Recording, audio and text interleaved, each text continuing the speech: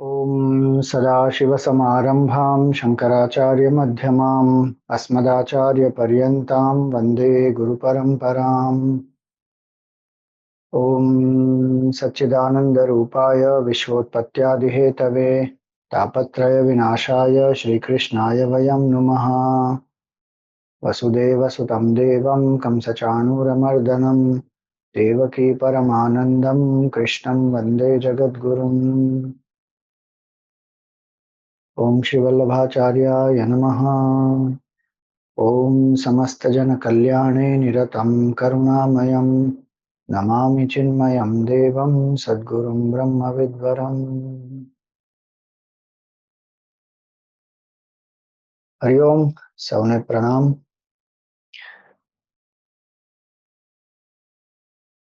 આપણે ગઈકાલે 7મા શ્લોક પર મનન કરતા હતા। ગોપી મધુરા લીલા મધુરા। ગોપી શબ્દનો એક અર્થ છે કે જે પોતાની ઇન્દ્રિયોથી ભગવાનના રૂપનો રસાસ્વાદ કરે છે। એટલે એનો અર્થ શું થયો? આપણે બધા પણ ગોપી બની શકીએ। ગોપી ભાવમાં સ્થિત થવાનું એટલે પૂર્ણ સમર્પણમાં સ્થિત થવાનું અને બ્રહ્માનંદનો અનુભવ કરવાનો। પણ એ કરવાને માટે આપણે ઇન્દ્રિયોનો સંયમ જોઈએ। ગોપીઓમાં ઇન્દ્રિયોનું ઘણું સંયમ હતું અને ઇન્દ્રિયોને સ્વચ્છંદ રૂપે એમને જે ભોગવવા હોય એમાં એ લોકોએ લિપ્ત નહોતા કર્યા। એમણે ઇન્દ્રિયોનો પૂર્ણ રૂપે સંયમ રાખેલો અને ઇન્દ્રિયોનો સંયમ વિષય વસ્તુ વ્યક્તિથી ઇન્દ્રિયોને નિગ્રહિત કરીને આપણે ભગવાનમાં લગાવીએ। એને સપ્રેશન કરવાની કાંઈ જરૂર નથી। We don't have to suppress the senses, we have to sublimate. એટલે ગોપીઓએ શું કર્યું હતું? તો એક ગોપી કહે છે કે મેં કૃષ્ણ ભગવાનને મારા આંખોમાં બંદી બનાવીને રાખ્યા છે। હવે હું જોઉં છું કેવી રીતે કૃષ્ણ બચીને જાય છે। એનો અર્થ શું થયો? એ ગોપીએ ભગવાનના રૂપનું ત્રાટક કરી કરી કરી કરી આંખોમાં ભગવાનની મૂર્તિને વસાવી દીધી છે, ભગવાનના રૂપને વસાવી દીધી છે। બીજી ગોપી કહે છે કે મેં કૃષ્ણને મારા કાનમાં પૂરી રાખ્યા છે, જોઉં છું મને છોડીને કેવી રીતે જાય છે। એનો અર્થ શું થયો? કે ભગવાનનું શ્રવણ, ભગવાનની વેણુનાદનું શ્રવણ, ભગવાનના મુખારવિંદથી જે શબ્દ નીકળ્યા એનું શ્રવણ, ભગવાનના નામનું શ્રવણ, સતત એ ગોપી શ્રવણ સાધનામાં લાગેલી છે। એટલે એમને ભગવાનને કાનમાં કેદ કરી રાખ્યા છે। ત્રીજી ગોપી કહે છે કે મેં કૃષ્ણને મારા મુખમાં કેદ કરી રાખ્યા છે। એટલે સતત ભગવાનનું નામ લીધા કરે છે એ ગોપી। ચોથી ગોપી કહે છે મેં તો કૃષ્ણને મારા હૃદયમાં જ કેદ કરી રાખ્યા છે। હવે એને જ્યાં જવું હોય ત્યાં જાય, એનું હૃદય મારી પાસે છે, એને હૃદય વગર જ્યાં જવું હોય ત્યાં જાય। એનો અર્થ શું? કે ગોપીએ પૂર્ણ ભાવથી સમર્પણ કર્યું છે। દરેક ગોપીએ જે કહે છે કે આંખમાં કૃષ્ણ વસે છે, કાનમાં કૃષ્ણ વસે છે, મુખમાં કૃષ્ણ વસે છે, હૃદયમાં કૃષ્ણ વસે છે, એનો અર્થ શું થયો? કે ઇન્દ્રિયોને પણ ગોપીઓએ ભગવાન પ્રતિ સમર્પિત કર્યા છે। એટલે પરમ વિરક્ત છે ગોપીઓ, જેમને આ વિશ્વમાં જેટલા વિષયો છે, એના જે ભોગ છે, એનાથી જે ક્ષણિક આનંદ પ્રાપ્ત થાય છે એમાં બિલકુલ રુચિ નથી। એમનું મન ભગવાનમાં છે, એમની ઇન્દ્રિયો પણ ભગવાનને માટે જ છે। એટલે આવા સાધકને કહેવાય ગોપી। એટલે ભગવાન કહે છે ગોપીઓને કે હું તમારો ઋણી છું। કેમ કે ગોપીઓ ગૃહસ્થી હતા અને રાસલીલા કરવા માટે જ્યારે આવ્યા શરદ પૂર્ણિમાની રાતે, ભગવાનની વેણુગાનનો નાદ સાંભળીને તો બધા સગા સંબંધીઓને છોડી ઘર ત્યાગ કરી અને ભગવાન પાસે આવ્યા, પૂર્ણ રૂપે સમર્પણ કર્યું એમણે. એટલે ભગવાન કહે છે કે આ સમર્પણ જે કરે છે ભક્ત, ભગવાન એના ઋણી થઈ જાય છે. અને ગોપીઓએ તો કેટલું બધું કર્યું ભગવાનને માટે. ભગવાનને માખણ પણ ખવડાવ્યા, ભગવાનની એમની પ્રતીક્ષા કરી ઘણીવાર ગોપીઓએ કે ભગવાન મારા ઘરે આવશે, આજે મારા ઘરથી માખણ ચોરીને જશે. અને પાછી લીલા પણ કરે કે યશોદા મૈયાને જઈને ભગવાનની ફરિયાદ કરે કે તારો કનૈયો કેવો છે, મારા ઘરે આવીને આવું આવું કરી ગયો. એ બધી એમની ગોપીઓની પણ લીલા. એમને મનમાં તો એમ જ થતું હોય કે મારા ઘરે આજે કૃષ્ણ આવશે, કેમ કે બનાવતા હતા બધું કૃષ્ણ માટે. એટલે ગઈકાલે આપણે ડિટેલમાં ચર્ચા કરેલી કે ગોપીઓ કર્મયોગી પણ છે, ભક્તિયોગી ભક્ત પણ છે, અનન્ય ભક્ત પણ છે અને પરમ જ્ઞાની પણ છે. ગોપીઓ જેવા કોઈ ભક્ત થયા નથી. દરેક ભક્ત જે ભગવાનની સાથે એમનું મિલન થઈ જાય છે, જે અનન્ય ભક્ત બની જાય છે, દરેક ભક્તની એક એક વિશેષતા હોય છે અને એમનો અનુભવ જે છે કે ભગવદ અનુભવ હોય છે, સચ્ચિદાનંદ સ્વરૂપનો અનુભવ હોય છે. પણ કઈ રીતે એ અનુભવ પ્રાપ્ત થાય છે એમાં ઘણી વિશેષતાઓ હોય છે. જેમ પ્રહલાદજી બી અનન્ય ભક્ત છે, ભક્ત શિરોમણી છે. એમને કેટલા કષ્ટ સહ્યા પણ એમની શ્રદ્ધા બિલકુલ તૂટી નહીં. એમ જ ગોપીઓ અલગ પ્રકારથી, વિભીષણજી અલગ પ્રકારથી, હનુમાનજી અલગ પ્રકારથી, બધાના માર્ગ અલગ અલગ થયા છે અને દરેક માર્ગની એક એક વિશેષતા છે. અંતિમ અનુભવ એક જ હોય છે, પણ માર્ગની જે વિશેષતા છે એ સાધકને ઘણી પ્રેરણા આપે છે. એટલે ગોપી મધુરા, લીલા મધુરા, ભગવાન જે પણ કરે છે એ આપણા જે કર્મો છે એ કર્મોનો નાશ થાય અને આપણને ભગવત અનુભવ થાય, એને માટે ભગવાન અલગ અલગ લીલાઓ કરે છે. તો લીલા મધુરાનો એક અર્થ શું થયો કે ભગવાન પોતે જ્યારે અવતાર લે છે ત્યારે જે અલગ અલગ લીલા કરે છે, ભગવાન જે પણ કરે છે એને લીલા કહેવાય. આપણે જે પણ કરીએ છીએ એ કર્મ બંધન કહેવાય, કેમ કે આપણે કર્તૃત્વ ભાવ અને ભોક્તૃત્વ ભાવથી કરીએ છીએ. ભગવાન જે કરે છે એ અકર્તૃત્વ ભાવથી કરે છે. એટલે ભગવાન જે કરે એ લીલા. અને ભગવાનની જે લીલા છે એ લીલા કોને માટે છે? ભગવાન પોતાને માટે તો લીલા કરતા નથી. હા, આપણે એમ કહી શકીએ કે ભગવાન પોતાના આનંદ માટે કરે છે, એ આપણી ભાવના છે. પણ ભગવાન ભક્તની ઉપર એમની જે કરુણા છે, અનુકંપા છે, એને કારણે ભક્તને માટે તો અવતાર લીધો છે. જીવના ઉદ્ધાર માટે ભગવાને અવતાર લીધો. તો જે પણ ભગવાન કરે છે લીલા, એ એમના આનંદ માટે થોડી છે, આપણા માટે છે. એટલે ભગવાન જે બી કરે છે, એમને અવતાર લીધો ત્યારે જેટલી પણ લીલા કરી એ દરેક લીલાનો અલગ અલગ મહત્વ છે, એનો અલગ અલગ સાંકેતિક અર્થ પણ છે અને આધ્યાત્મિક એક તાત્વિક દ્રષ્ટિ પણ છે દરેક લીલાની.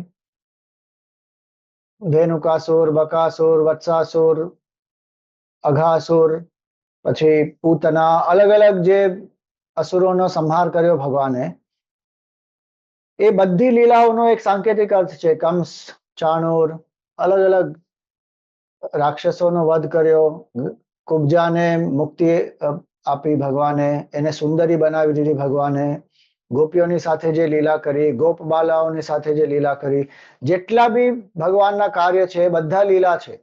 અને દરેક લીલાના અલગ અલગ ભાવ, અલગ અલગ એમના મહત્વ. એટલે એક વસ્તુ તો એ થઈ. બીજી વસ્તુ, ભગવાને લીલા શેના માટે કરી? જેમ ગઈકાલે આપણે જોયું હતું, લીનમ ભાવમ લાતિ પ્રકટયતી ઇતિ લીલા. કે જે આપણામાં ડોર્મન્ટ ભાવ હોય, આપણા ડોર્મેન્ટ પોટેન્શિયલ્સ હોય, એને જે વ્યક્ત કરે, જે હમણાં સુપ્ત સ્થિતિમાં છે એને જે પ્રકટ કરે, એને કહેવાય લીલા. ભગવાનની લીલાથી ભગવાનનો પ્રેમ પ્રકટ થાય છે, ભગવાનની અનુકંપા પ્રકટ થાય છે, ભગવાનનું અનુશાસન પણ પ્રકટ થાય છે. અલગ અલગ ભાવનાઓ જે ભગવાનમાં આપણને છે પણ આપણને સમજ નથી પડતી, એ પોતાની લીલાથી ભગવાન વ્યક્ત કરે છે અને આપણને જણાવે છે. જેમ આખી જે લીલા કરી ભગવાને, કે અર્જુનને મોહ થઈ ગયો અને અર્જુનને નિમિત્ત બનાવીને ભગવાને આપણે માટે આખી ગીતા આપી દીધી. અને કેટલા વર્ષો પછી આપણે આજે પણ ગીતાનું અધ્યયન કરીએ છીએ અને કેટલા લોકોને એનો લાભ પણ થાય છે. એટલે અર્જુનને ખાલી નિમિત્ત બનાવ્યો ભગવાને, અને આ ગીતાનું જ્ઞાન ભગવાને આપી દીધું. એમાં ભગવાન અર્જુનને ઘણી વાતો કહે છે. પ્રતિજાને પ્રિયોસી મેં, તો અર્જુનને ભગવાન કહે છે કે તું મને બહુ પ્રિય છે. હવે ભગવાન પ્રકટ કરે છે એમાં. અને આખી ગીતા જે છે ભગવાનનું હૃદય છે. ગીતા મેં હૃદયમ પાર્થ, ગીતા મેં ચ ઉત્તમમ ગૃહમ, ગીતા જ્ઞાનમ ઉપાશ્રિત્ય ત્રીન લોકાન પાલયામ્યહમ. એટલે લીલાઓ જે છે ભગવાન એક માધ્યમ બનાવે છે આપણે માટે, અને ભગવાનના ભાવ શું છે આપણે માટે એ ભગવાન પ્રકટ કરે છે. ગીતાના માધ્યમથી ભગવાને જે જ્ઞાન હતું એમણે પ્રકટ કર્યું, અને એ જ્ઞાનથી કેટલા લોકોને, કેટલા અસંખ્ય સાધકોને મુક્તિ પ્રાપ્ત થાય છે. એવી રીતે રાસલીલા જે કરી એ અદ્વૈત સિદ્ધિની એક પરાકાષ્ઠા છે, અને એ ભગવાને પ્રકટ કરી રાસલીલાના રૂપે. અલગ અલગ લીલાઓ જે પણ ભગવાને કરી, એ બધી લીલાઓમાં એમનો જે ભાવ છે અને આપણા માટે જેનાથી આપણું હિત થાય, એના માટે ભગવાને આ બધી લીલાઓ કરી. તો બીજો અર્થ લીલાનો એ થયો કે એવી બધી લીલાઓ મધુર છે. કોઈક વાર આપણને એમ પણ લાગી શકે કે આ તો બહુ મુશ્કેલ છે, કષ્ટદાયક છે, પણ એ જે બી લીલા ભગવાન કરે એ ભગવાન આપણા હિત માટે જ કરતા હોય છે. અને ત્રીજી વસ્તુ, આપણામાં પણ જે સુપ્ત ક્ષમતાઓ છે એ પણ પ્રકટ થાય ભગવાનની લીલાથી. જ્યારે ભગવાને અવતાર લીધો ત્યારે તો ભગવાને લીલા કરી જ, પણ ભગવાનની લીલાનું ચિંતન કરતા કરતા આપણામાં પણ જે ભાવનાઓ સુપ્ત છે બધી પ્રકટ થાય. જેટલી ભગવાનની લીલાનું આપણે ચિંતન કરીએ વારંવાર, આપણો ભક્તિભાવ વધારે ને વધારે ઉત્કૃષ્ટ બનતો જાય, આપણું સમર્પણ વધતું જાય, આપણને ભગવત દૃષ્ટિ પ્રાપ્ત થતી જાય, આપણા જીવનમાં પ્રેમ, કરુણા, ક્ષમા જે બી ભગવાનના ગુણો છે એ બધા વ્યક્ત થવા માંડે લીલાના ચિંતન માત્રથી. અને કેટલા ભક્તોને તો એ લીલાનું ચિંતન કરતા કરતા માનસિક રૂપે એ અવસ્થામાં પણ પહોંચી જાય. નરસિંહ મહેતાજીને વિશે શું કહેવાય છે કે એમણે તો મહારાસ જોયો ભગવાનનો ગોલોકમાં. ત્યાં નિત્ય રાસ થતો હોય છે ભગવાનનો. નરસિંહ મહેતાને એમના દર્શન થયા.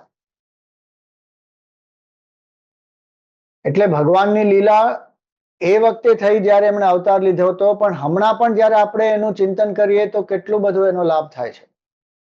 અને ભગવત લીલાના ચિંતનથી જ ભગવત પ્રેમ વધી શકે.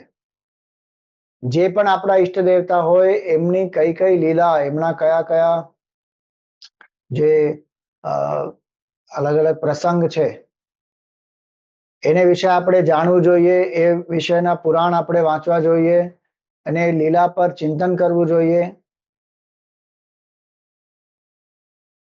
તો જ આપણો પ્રેમ આપણા ઈષ્ટ દેવતા પ્રતિ વધી શકે. એટલે લીલા મધુરા. લીલા મધુરાનો અર્થ એ પણ છે કે ભગવાન હમણાં પણ જે કરે છે આપણા જીવનમાં એ લીલા મધુર જ છે, એ ભગવાનની જ લીલા છે. આખી સૃષ્ટિ જે છે એ ભગવાનની જ લીલા છે. આપણને એમ લાગતું હોય કે ખાલી ભગવાને જયારે અવતાર લીધો એમણે જે કર્મ કર્યા એને લીલા કહેવાય. સૃષ્ટિમાં જે કાંઈ પણ થાય છે બધી ભગવાનની જ લીલા છે. એટલે હવે આગળ આવશે દૃષ્ટમ મધુરમ શિષ્ટમ મધુરમ. પણ જે પણ થાય છે ભગવાનની લીલા જ છે. ભગવાન જ અંતર્યામી રૂપે બધાના હૃદયમાં બેસીને બધાને પ્રેરિત કરે છે. ઈશ્વર સર્વભૂતાનામ હૃદ્દેશે અર્જુન તિષ્ઠતિ. એટલે જે થાય છે ભગવાનની જ લીલા છે. હું એમાં કેવલ એક નિમિત્ત છું. એ ભાવ જેને આવી જાય તો બધું વ્યક્તિ જોઈ લે લીલાના ભાવથી કે આ ભગવાનની લીલા થાય છે અહીંયા. જેમ આપણે એક મૂવી જોવા જતા હોઈએ તો આપણે આરામથી બેસીને જોઈએ છીએ. અરે આવું થયું અચ્છા. એમાં અલગ અલગ ભાવનાઓ આપણને ઉત્પન્ન થઈ શકે તાદાત્મ્ય હોય એટલે, પણ આપણે એને તટસ્થ રૂપથી જોઈએ છે કે અચ્છા આ થાય છે ત્યાં. એ ભાવ જો આપણામાં આવે કે આ જે બી થાય છે એક લીલા થાય છે અને ભગવાનની લીલા છે. એમાં હું પણ એક પાત્ર છું. નાટક થાય છે આખું, આખી જે સૃષ્ટિ છે એ ભગવાનની લીલા છે. એમનું જ એક નાટક છે, એમનો એક ખેલ છે. એટલે લીલા મધુરા એ ભાવ જેનામાં ઉત્પન્ન થાય તો અનાસક્તિ સ્વાભાવિક રૂપે આવી જાય. આપણને એમ લાગે કે આ મારું જીવન છે, મેં કર્યું, મારા લીધે આ બધું થયું, મને લોકો પ્રશંસા કરે. એ અહમ જે છે એને લીધે આપણે જે થાય છે એને લીલાના રૂપે નથી જોઈ શકતા. એમાં આપણે બંધાઈ જઈએ છીએ કેમ કે કર્તૃત્વ ભાવ છે. આ જ સંસારમાં જીવન મુક્તો પણ રહે છે અને સંસારનું બંધન એમને સંસારથી એમને કોઈ બંધન નથી. કેમ કે કર્તા ભાવ જ નથી, બધું લીલાના રૂપે જુએ છે. અમારા પૂજ્ય ગુરુદેવને કોઈકે પૂછ્યું કે Swamiji what will happen to Chinmay mission after you. તો ગુરુદેવે એટલો સુંદર જવાબ આપ્યો, એક મિનિટ પણ એમને વિચારવું ના પડ્યું. કેમ કે એમની ભાવના છે, એમની આંતરિક ભાવના એ જ છે. એમણે શું જવાબ આપ્યો? He who is taking care of it now will take care of it even after me. એનો અર્થ શું થયો કે એમનામાં કર્તૃત્વ ભાવ જ નથી કે આ મેં સ્થાપિત કરેલી સંસ્થા છે, હું ચલાવું છું, મારા પછી શું થશે. અચ્છા હું આ અમુક વ્યક્તિને મારો ઉત્તરાધિકારી બનાવું છું. એમણે કોઈને ઉત્તરાધિકારી ઘોષિત જ નહોતો કર્યા.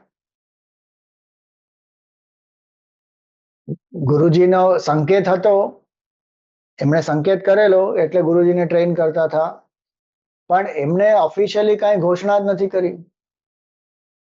અને એમણે જ્યારે પૂછ્યું ત્યારે પણ એમણે એ જ કહ્યું કે he who is taking care of it now will take care of it even after me. એટલે ભગવાને ચલાવેલી છે, ચાલુ કરી છે અને ભગવાન ચલાવશે. એટલે જ એટલી અનાસક્તિ હતી એમને કે એક પરિસ્થિતિ એવી થઈ કે ચિન્મય મિશન વેસ્ટ બંધ થઈ જવાનું હતું અને બધા એટલા ઉદાસ. પણ ગુરુદેવના મનમાં બિલકુલ ઉદાસી નહોતી. જ્યારે એમને પૂછ્યું કે તમને દુઃખ નથી થતું કે આટલા ઘણા વર્ષોની તમારી મહેનત તપસ્યા અને હવે આવી પરિસ્થિતિ છે કે અહીંયા આને બંધ કરવું પડશે? તો ગુરુદેવે કહ્યું, Narayan wanted it, Narayan started it. If he wants it, he will start something else. If he wants it, let it close down. What have I got to do with it? એટલો અનાસક્તિનો ભાવ. અનાસક્તિનો ભાવ એક તરફ અને એટલી બધી ઇન્વોલ્વમેન્ટ પણ બીજી તરફ. એ બે સાથે સાથે જોવા મળે ગુરુદેવમાં. કેમ કે ભગવાનનું કાર્ય છે. પૂર્ણ રૂપે સમર્પણ કરીને ભગવાનના કાર્યમાં એમણે કર્યું અને જ્યારે બંધ થવાનું છે એવી ભગવાનની ઈચ્છા. બંધ થશે તો બંધ થશે. અને ફોર્ચ્યુનેટલી એવું થયું કે ચિન્મય મિશન વેસ્ટ બંધ ના થયું અને it is going on beautifully. એટલે એનો અર્થ શું કે આ જે ભાવ હોય કે લીલા મધુરા, આ જે બી થાય છે ભગવાનની લીલા જ છે. આપણને જો એમ લાગતું હોય કે આપણા કર્મો આપણે કર્યા છે, આપણે ભોગવવા પડશે અને આપણે, એ એક ભાવના છે કે આપણે વધારે ને વધારે આપણે જાગૃત થઈએ, સાવધાન રહીએ કે અહંકાર ઉત્પન્ન ના થાય અને ધીરે ધીરે કર્મ આસક્તિનો ત્યાગ કરીએ એને માટે. અને જે રેસ્પોન્સિબલ ના હોય એને કહેવામાં આવે કે ભાઈ you make your life, become responsible, leave a mark. પણ જે સાધક હોય એ આ બધી પરિસ્થિતિઓથી ઘણો ઉપર ઉભો થઈ જાય, ઉપર ઉઠી જાય. અને સાધકના ભાવમાં વ્યક્તિ એ જ સાધના છે કે જે છે ભગવાનની લીલા છે.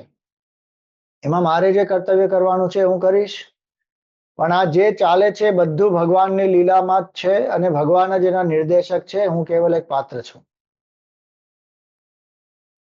એ જયારે આપણે ભૂલી જઈએ, આપણે બધા નિર્દેશક બનવા માટે એકદમ આપણે બની જ જઈએ છીએ.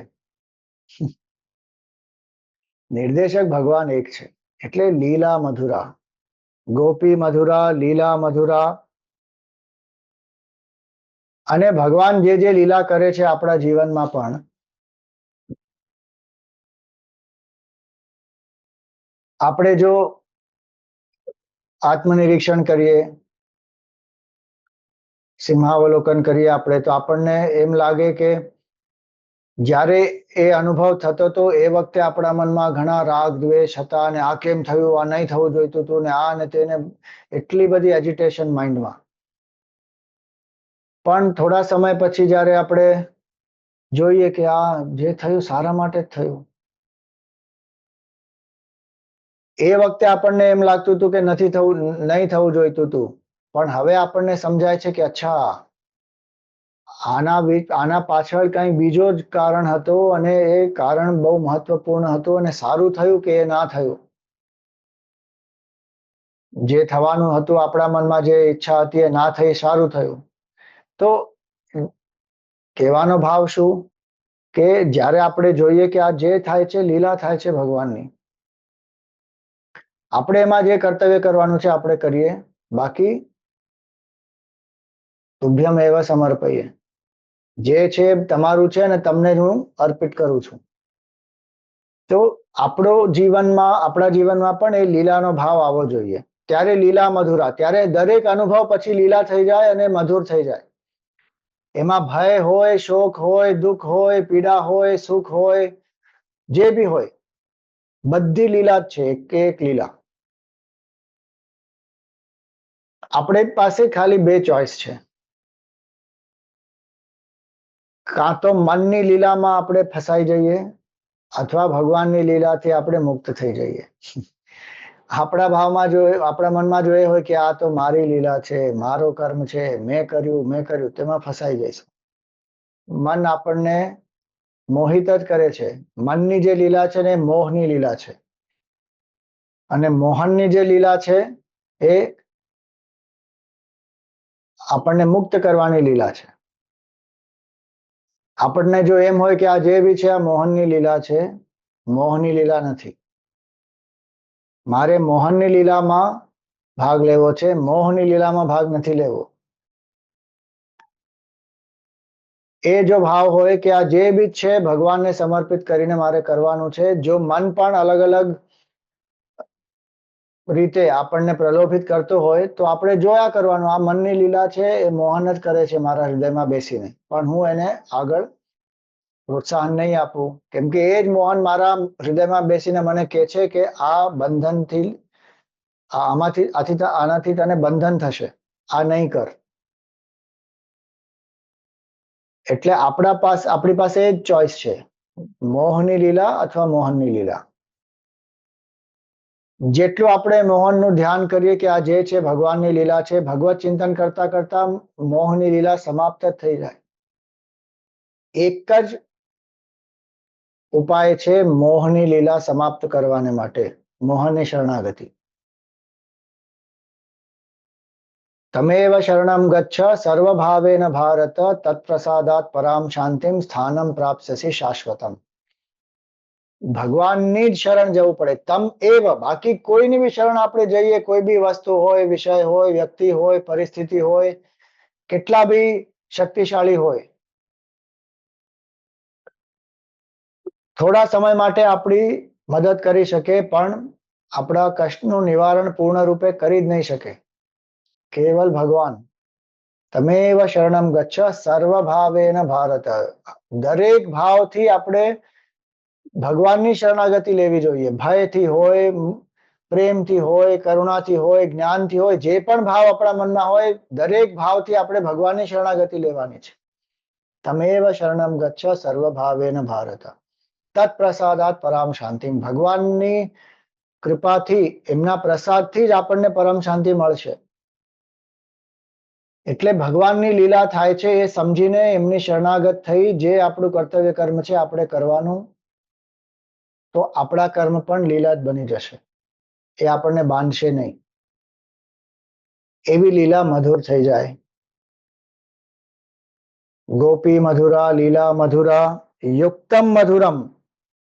ભગવાન સાથે જ્યારે મિલન થાય છે તે અવર્ણનીય અવસ્થા છે. કેટલા જન્મોથી જીવ જે છે ભટકે છે, ભગવાનની કૃપાથી સત્સંગ મળે છે, પુણ્ય કર્મને કારણે પછી ગુરુ મળે છે, ગુરુના સાનિધ્યથી શ્રવણ મનન નિધિધ્યાસન સાધનાના માર્ગે વ્યક્તિ લાગે છે, સમાધિ અભ્યાસ થાય છે, ત્યારે ભગવાનની સાથે મિલનનો અનુભવ થાય છે. યુક્તમ મધુરમ એટલે સમાધિનો આનંદ. અને એ જ અનુભવ કર્યા પછી જ્યારે સૃષ્ટિમાં જોઈએ તો દૃષ્ટમ મધુરમ, જે પણ જોઈએ ભગવાનનું જ સ્વરૂપ છે આપણને અનુભવ થાય. એટલે યુક્તમ મધુરમ. ભક્તના મનમાં જેટલી આકાંક્ષા હોય કે મારે ભગવાનના દર્શન કરવા છે, એનાથી વધારે ભગવાનના મનમાં એ ઈચ્છા હોય કે ભક્ત મારી પાસે આવે. એટલે ભક્ત અને ભગવાનનું જે મિલન થાય છે એ જ મહાવાક્યનો પ્રયોજન એ છે વેદાંતમાં. તત્વમસી જ્યારે ગુરુ કહે છે અને એ શિષ્યના મનમાં જે તૈયાર છે શિષ્ય, અને ગુરુના મુખથી જે ઉપદેશ શિષ્યને પ્રાપ્ત થાય, ત્યાં ને ત્યાં જ સાક્ષાત્કાર થઈ જાય. સદાશિવ બ્રહ્મેન્દ્ર એ કેટલા મહાન સંત હતા, પણ બહુ વાદ વિવાદ કરતા હતા. એ તર્કનો ઘણો આશ્રય લેતા હતા અને સત્યને વિશે ઘણા એમના સંવાદો થતા હતા એમના જે ગુરુભાઈઓ હતા એમની સાથે. અને એમના ગુરુએ જોયું, એક દિવસ જ્યારે એમનો એવી રીતે જ એમની એક ચર્ચા થઈ રહી હતી, તો એમના ગુરુ એમની પાસે આવ્યા અને એમને કહ્યું, શટ અપ, એટલે ચૂપ થઈ જાઓ, ચુમ્માઈ રે, તમિળ ભાષામાં, જસ્ટ કીપ ક્વાઇટ. અને જ્યારે ગુરુનો ઉપદેશ પ્રાપ્ત થયો કે કીપ ક્વાઇટ, તો એમણે ખાલી વાણીથી બોલવાનું બંધ નહીં કર્યું, એમણે વિચાર જ બંધ કરી દીધા. એ જ ક્ષણે એમને સમાધિનો અનુભવ થઈ ગયો, કેમ કે તૈયાર હતા. એટલે યુક્તમ મધુરમનો અર્થ એ છે કે જે વ્યક્તિ ભગવાનનું દર્શન પ્રાપ્ત કરે છે, સમાધિમાં, સવિકલ્પ સમાધિમાં કેવલ ભગવાન રહે છે, બીજું કાંઈ નહીં. ભક્ત હોય છે પણ ભગવાનમાં તલ્લીન હોય છે. સવિકલ્પ સમાધિમાં ત્રિપુટી હોય, ધ્યાન, ધ્યેય અને ધ્યાતા. પણ એ જે ધ્યાતા છે એ ધ્યેયમાં પૂર્ણ રૂપથી લીન હોય. ધ્યાતાનો ભાવ હોય પણ એ સુપ્ત ભાવમાં હોય. પણ નિર્વિકલ્પમાં ધ્યાતા પણ નહીં અને ધ્યેય પણ નહીં, કેવલ પરમ આનંદ. એ છે યુક્તમ મધુરમ. આપણે માટે તો જે ભગવાનનું દર્શન થાય એ જ બહુ મોટી વસ્તુ છે. એ જ કેટલો આનંદ આપણને પ્રદાન કરે કે ભાઈ ભગવાનના દર્શન થઈ ગયા, ભગવાન મારે માટે પ્રકટ થઈ ગયા. એ જ બહુ મોટી અવસ્થા છે. સગુણ સાકાર રૂપે ભગવાનના દર્શન થાય. તો એક એનો અર્થ એ છે યુક્તમ મધુરમ. બીજો અર્થ છે કે અદ્વૈતની સ્થિતિ, પરમાનંદની સ્થિતિ, મહાવાક્યથી જે આનંદની અનુભૂતિ થાય એ યુક્તમ મધુરમ. અને એ કેવી રીતે અનુભવ થાય? સવિકલ્પ સમાધિ, નિર્વિકલ્પ સમાધિ, નિર્વિકલ્પ સમાધિના અભ્યાસથી સહજ સમાધિ. એ સ્થિતિ સહજ થઈ જાય પછી યદ ગત્વા ન નિવર્તન્તે. એ સહજ સ્થિતિમાં જે નિષ્ઠા પ્રાપ્ત થાય એની પછી વ્યક્તિ કોઈ વાર ભૂલે જ નહીં કે હું કોણ છું. અજ્ઞાન એમને સ્પર્શ ના કરી શકે. એટલે ભક્તની એક વ્યાખ્યા એ છે. ભક્તનો અર્થ શું છે? જે ભક્ત એ છે જે ભગવાનથી વિભક્ત નથી, એટલે ભગવાનથી અલગ નથી. એટલે યુક્તમ મધુરમ, જે હંમેશા ભગવાન સાથે જ જોડાયેલા છે. એવા મહાન અનન્ય ભક્તો જે છે, દરેક ક્ષણે ક્ષણે ક્ષણે એમને કેવલ એ જ અનુભૂતિ છે કે ભગવાન જ છે, બીજું કાંઈ નથી, બીજું કોઈ નથી. એ યુક્તમ મધુરમ. ગોપીઓ એવા જ હતા. નારદજી, ગોપીઓ, વેદવ્યાસજી, સુખદેવજી, કેટલા બધા મહાન ભક્તો. ક્ષણે ક્ષણે એમનો અનુભવ એ જ છે કે ભગવાન જ છે, બાકી કાંઈ છે નહીં. ભગવાન સિવાય બધું મિથ્યા જ છે. અને એમનો અનુભવ આપણે જે જોઈએ પછી એ જે કર્મો કરે છે, લીલા આપણે માટે છે, પણ એમના મનમાં તો એ જ ભાવ છે કે યુક્તમ મધુરમ, ભગવાન સાથે મિલન થઈ ગયું છે અને એ સૌથી મધુર છે. જીવનની પરાકાષ્ઠા આ છે, યુક્તમ મધુરમ. અને યુક્તમ મધુરમના તો ઘણા અર્થો થાય એકચ્યુઅલી, કે એ પરમ સ્થિતિની સાથે જ્યારે આપણો યોગ થાય એને યુક્તમ મધુરમ કહેવાય. યોગનો અર્થ એ છે કે આત્મા જ્યારે પોતાના સ્વરૂપને જાણી લે તો યુક્તમ મધુરમ. પણ એ જાણવા માટે શરીર, મન, બુદ્ધિને બી જે યુક્ત કરે એ યુક્તમ મધુરમ. ભગવાનના રૂપથી આપણી ઇન્દ્રિયો જ્યારે સાત્વિક બની જાય, ભગવાનના રૂપમાં તલ્લીન થઈ જાય, ભાવનામાં ભક્તિ હોય ભગવાનને માટે, વિવેક આપણો હોય કે ભગવાન જ જીવનનું લક્ષ્ય છે, બાકી બધું જે છે એ મિથ્યા છે, અને ભગવાનને જ આપણે સર્વોપરી માનતા હોઈએ. એટલે ભગવાન કહે છે મત કર્મ કૃત મત પરમઃ મત ભક્ત. એ જે વ્યક્તિ છે જે મારે માટે જ બધા કર્મો કરે છે, મારો ભક્ત છે અને મને જ સૌથી શ્રેષ્ઠ માને છે, આને કહેવાય યુક્તમ મધુરમ. કે આપણા જીવનમાં ઇન્દ્રિયો, મન, બુદ્ધિ, શરીર એ બધું ભગવતમય થયું કે નહીં? આપણે જે કાર્ય કરીએ છીએ ભગવાન માટે કરીએ છીએ, જે ભોગ ભોગીએ છીએ પણ ભગવાન જ ભોગે છે. ભુક્તમ મધુરમ આવે છે આગળ. ભાવના મનની જે છે એ ભગવાન માટે સર્વશ્રેષ્ઠ ભાવનાઓ છે, અને ભગવાન જ સર્વોત્તમ લક્ષ્ય છે આપણા જીવનમાં. જે સાધકમાં આ બધું આવી ગયું એ યુક્ત વ્યક્તિ કહેવાય. એટલે ભગવાન કહે છે યુક્ત કર્મ ફલમ ત્યક્ત્વા શાંતિમાપ્નોતિ નૈષ્ઠિકીમ અયુક્ત કામકારેણ ફલે સક્તો નિબધ્યતે. જે અયુક્ત છે એ કામનાને વશ ફલની આસક્તિ રાખે છે અને બંધાતો જાય છે. પણ જે યુક્ત થઈ ગયો છે વ્યક્તિ, જે સાધક યુક્ત થઈ જાય છે, એ કર્મફળની આસક્તિ છોડી દે છે અને પરમ આનંદનો અનુભવ કરે છે. શાંતિમાં આપનોતી નૈષ્ઠિકી, એ છે યુક્તમ મધુરમ. કોઈ બી એક સ્તરથી આપણે શરૂ કરી બાકી ત્રણ સ્તર આપણે વધારે ને વધારે અલાઈન કરી શકીએ છીએ. ઇન્દ્રિયોથી શરૂ કરી શકીએ, અથવા મનથી શરૂ કરી શકીએ, ભાવનાઓથી, અથવા ભગવાનને સર્વોપરી માની શકીએ બુદ્ધિથી, અથવા આપણા કાર્યોથી ભગવાનને આપણે પૂજી શકીએ. કોઈ બી એક જગ્યાથી આપણે શરૂ કરીએ ને બાકી ત્રણ ધીરે ધીરે આવી જાય આપણા જીવનમાં. ત્યારે યુક્તમ મધુરમ એટલે ગોપી મધુરા, લીલા મધુરા, યુક્તમ મધુરમ, ભુક્તમ મધુરમ. ભુક્તમ મધુરમ એક અર્થ તો આપણે પહેલા બી જોયો કે ભગવાન જે પણ આપણે ધરાવીએ છીએ એ ભગવાન ગ્રહણ કરે છે અને એ મધુર છે. ભુક્તમનો એક બીજો અર્થ બી છે કે ભુક્તમનો અર્થ છે કે ભગવાન આપણને આપણી જે રક્ષા કરે છે ભગવાન, એ ભુક્તમ મધુરમ. આપણા મનમાં એમ ભાવ હોઈ શકે કે મારા પાસે આટલો બેંક બેલેન્સ છે એટલે આઈ એમ સેફ એન્ડ સિક્યોર, મારી પાસે પોતાનું ઘર છે, આઈ એમ સેફ એન્ડ સિક્યોર, મારી પાસે મારા આટલા સગા સંબંધીઓ છે, એ કોઈ બી સમયે મને કષ્ટ થશે તો મારી પાસે મારી સાથે રહેશે, મને સહારો આપશે. એ બધું વ્યવહાર માટે ઠીક છે, સારું છે, પણ આ બધા પોતે જ નશ્વર છે. એટલે એમનો આદર સત્કાર આપણે કરીએ એમાં કાંઈ વાંધો નથી.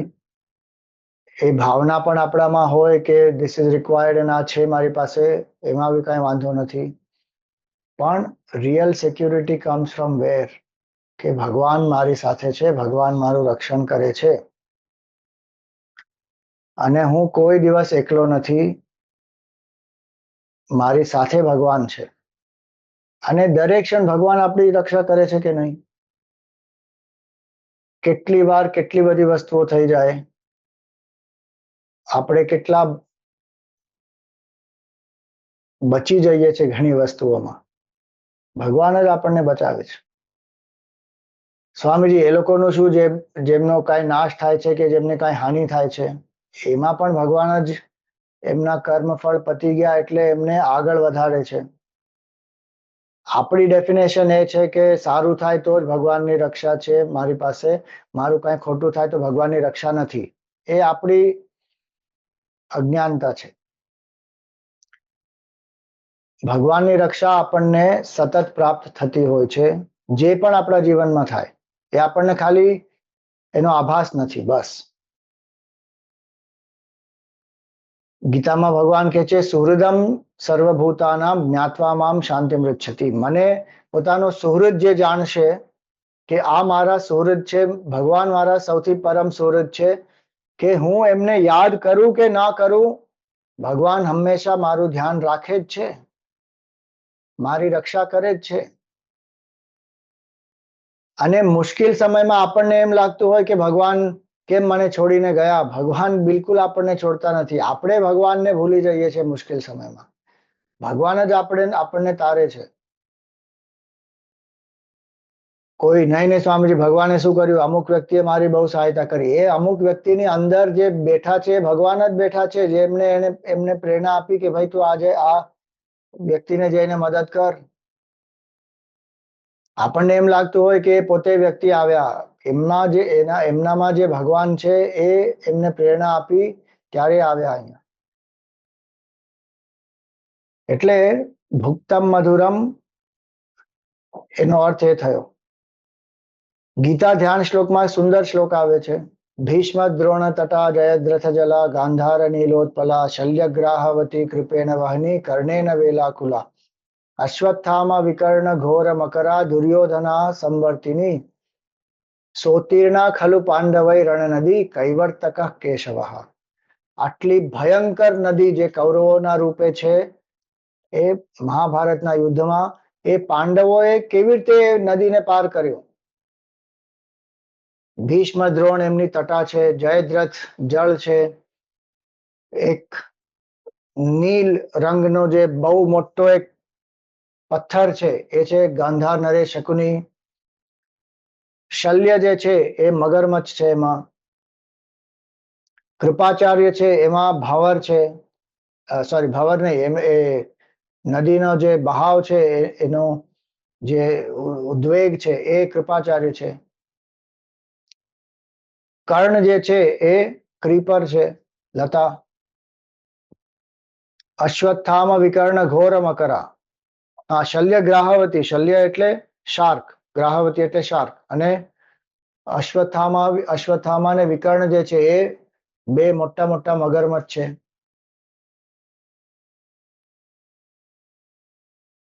દુર્યોધન જે છે એ ભવર છે. આવી ભયાનક નદી, એમાં કોઈ બી એક વસ્તુ હોય એની સાથે જો નાવ ટકરાઈ જાય તો એ નાવ નષ્ટ થઈ જાય. પણ આવી ભયાનક નદી પણ પાંડવોએ પાર કરી. કેવી રીતે? કૈવર્તક કેશવ. કેશવ જે છે એ એમના સારથી હતા. અહીંયા નદીનું એક્ઝામ્પલ છે અને નાવનું એક્ઝામ્પલ છે, તો ભગવાન નાવિક બનેલા એમના. આપણા જીવનની નૈયાના નાવિક કોણ? જો ભગવાન આપણા જીવનની નૈયાના નાવિક હોય તો ભુક્તમ મધુરમ. આપણો અહંકાર જો નાવિક હોય તો વધારે ને વધારે બંધનમાં આપણે ફસાઈએ. એટલે ભુક્તમ મધુરમનો એક અર્થ આ થયો કે ભગવાનની રક્ષા હંમેશા આપણને પ્રાપ્ત થાય છે, હોય છે. એટલે આપણે એ જાણીને એકદમ સિક્યોર રહેવું જોઈએ. ઇમોશનલ સિક્યોરિટી આપણને ક્યારે આવે? જ્યારે ભક્તિમાં આપણે સ્થિત થઈએ ત્યારે. નહીં તો લોકો આપણને કેટલો પણ પ્રેમ કરે, આપણામાં એ જ ભાવ હોય છે કે people don't love me enough, they don't care for me. મને કોઈ પ્રેમ નથી કરતું. મને હા કરે છે થોડા લોકો, પણ મને જેમ જોઈએ એમ નથી કરતા, મને જેટલું જોઈએ એટલું નથી કરતા. એ બધા ભાવને કારણે આપણે હંમેશા દુઃખમાં હોઈએ. સ્વામીજી મેં અમને આટલો પ્રેમ આપ્યો, અમને તો થોડોક પણ ના આપ્યો પાછો. આપણે પ્રેમની ભીખ માંગીએ છીએ બધાની સામે. જ્યારે ભગવાન આપણા હૃદયમાં છે, જે પ્રેમ સ્વરૂપ છે, જો આપણા મનમાં એ ભાવ હોય કે ભગવાન મને પ્રેમ કરે છે, હું ભગવાનને પ્રેમ કરું છું અને ભગવાનની રક્ષા મને પ્રાપ્ત છે, then one is not scared. જે થશે જોયું જશે, ભગવાન છે મારી સાથે. અને કાંઈ અનિષ્ટ થાય તો પણ જે છે કોઈ કર્મનું ફળ જ હશે, એટલે મારે એમાં ડરવાની શું જરૂર છે? ભગવાન છે મારી સાથે. એટલે ભુક્તમ મધુરમ. પછી કે છે આગળ કે દૃષ્ટમ મધુરમ. જે આપણે જોઈએ છીએ, એટલે એક અર્થ એનો એ છે કે ભગવાન જે પણ જુએ છે એ મધુર છે. દૃષ્ટમ મધુરમ. ભગવાન શું જુએ છે? આખી સૃષ્ટિ. દૃષ્ટમ મધુરમનો એક અર્થ એ પણ છે કે દરેક ક્ષણે ભગવાન આપણને જુએ છે. આપણને એમ લાગતું હોય કે ભગવાન નથી જોતા આપણને, આપણે એકાંતમાં છીએ. એક ભગવાનના બહુ મહાન ભક્ત હતા, એમનું નામ કનકદાસ. તો કનકદાસ જ્યારે એક બાળક હતા, તો એમના ગુરુએ, બધા છાત્રો હતા, ગુરુએ બધાને એક એક કેરી આપી અને ગુરુએ કહ્યું બધાને કે તમે જાઓ, જ્યાં કોઈ ના હોય ત્યાં આ કેરી ખાઈને આવો. અરે બધા છોકરાઓ એટલા ખુશ થઈ ગયા, અરે અમને કેરી આપી અને અમારે ખાવાની છે, ને વાહ વાહ વાહ. બધા ગયા, કોઈ ઝાડ પાછળ ગયું, કોઈ નદી પાસે ગયું, કોઈ પહાડ પર ગયું, અલગ અલગ જગ્યા પર બધા ગયા અને ખાવા માંડ્યા કેરી. થોડા સમય પછી પાછા આવ્યા બધા. તો કનકદાસ કેરી લઈને આવ્યા, બાકી બધા ખાઈ લીધી કેરી. તો ગુરુએ પૂછ્યું કે તે કેરી કેમ નથી ખાધી? તો કે હું જ્યાં જ્યાં ગયો ત્યાં ત્યાં ભગવાન તો છે જ મારી સાથે, હું એકલો ક્યાં છું? તમે જ અમને શીખવાડેલું કે ભગવાન બધે છે, તારામાં પણ છે, બહાર પણ છે, બધે ભગવાન છે. અને મારામાં ભગવાન છે, મારી સાથે ભગવાન છે, દરેક ક્ષણે મારી સાથે ભગવાન છે. તમે જ મને શીખવાડેલું. તો હું જ્યાં જ્યાં જાઉં ત્યાં ભગવાન છે, તો હું એકલો ક્યાંથી થયો? આવા મહાન ભક્ત. એ ગુરુએ એમની એટલી પ્રશંસા કરી. અને એ હતા એકદમ સાધારણ કુળથી. એટલે એ સમય એવો હતો કે લોકોમાં આ થોડી ભાવના હતી કે જે વર્ણ વ્યવસ્થાના પતનથી જે ભાવના ઉત્પન્ન થાય કે બ્રાહ્મણો એકદમ શ્રેષ્ઠ કહેવાય અને બીજા બધા જે છે એમના નીચે કહેવાય, અને જે શૂદ્ર અથવા એનાથી બી નીચે હોય એ લોકો એકદમ અધમ કહેવાય. તો એને લીધે આ વર્ણ વ્યવસ્થાનું પતન છે. વર્ણ વ્યવસ્થા એ પોતાની રીતે તો સારી જ છે, એની બહુ આવશ્યકતા છે, પણ એનું પતન જ્યારે થયું છે ત્યારે ઘણા કષ્ટો ઉત્પન્ન થઈ ગયા. તો એના લીધે કનકદાસને મંદિર જવાની છૂટ નહોતી કે મંદિરમાં પ્રવેશ ના કરી શકે. પણ કનકદાસને કૃષ્ણ ભગવાન પ્રતિ બહુ પ્રેમ અને એમને ભાવના હતી કે ભાઈ મારે ભગવાનના દર્શન કરવા છે મંદિરમાં. તો એમને તો મંદિરમાં જવાની છૂટ નહોતી, તો એમને શું કર્યું, એ ગયા નદીના પાર પેલી બાજુ અને ત્યાં જઈને બેસી ગયા. હવે ભગવાનનું મંદિર એમની ભગવાનનું મંદિર આગળ છે, એ મંદિરની પાછળ બેઠા છે અને ભગવાનની મૂર્તિ જે છે એ પેલી બાજુ જુએ છે. ભક્તો એમના દર્શન ત્યાંથી કરે છે. હવે કનકદાસ પાછળ આવીને બેસી ગયા અને એમના મનમાં સંકોચ થયો કે ભાઈ મને ભગવાનના દર્શન કરવા જ ના મળ્યા, મને મંદિરમાં જવા નથી મળ્યું. તો એ વખતે શું થયું, ભગવાન એકદમ ફરી ગયા અને કનકદાસની સામે મોઢું થઈ ગયું ભગવાનનું અને ભગવાને કનકદાસે એમના દર્શન બી કર્યા. અને આજ સુધી તમે જાઓ ત્યાં ઉડુપીમાં ભગવાનની મૂર્તિ ફરેલી છે અને મંદિરની પાછળ છિદ્રો બનાવેલા છે જ્યાંથી ભગવાનનું દર્શન થઈ શકે. અર્થ શું છે, ભગવાન આપણી સાથે હંમેશા છે, આપણને હંમેશા જુએ છે.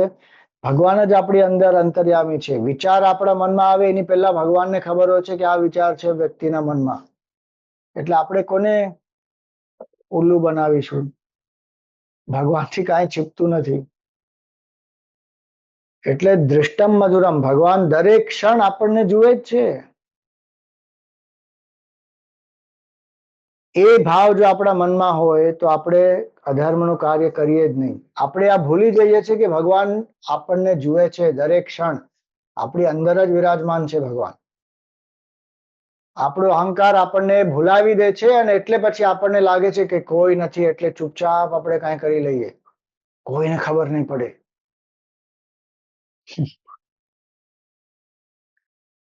તમે જો વેદનું અધ્યયન કરો એમાં તો બહુ સરસ એમ લખ્યું છે કે 5 તત્વો જે છે એ સાક્ષી છે અને 5 તત્વોથી આપણે છૂટીને ક્યાં નહીં જઈ શકીએ. ભગવાન આપણા સાક્ષી છે, ભગવાન આપણી અંદર છે, ભગવાન બધું જુએ છે.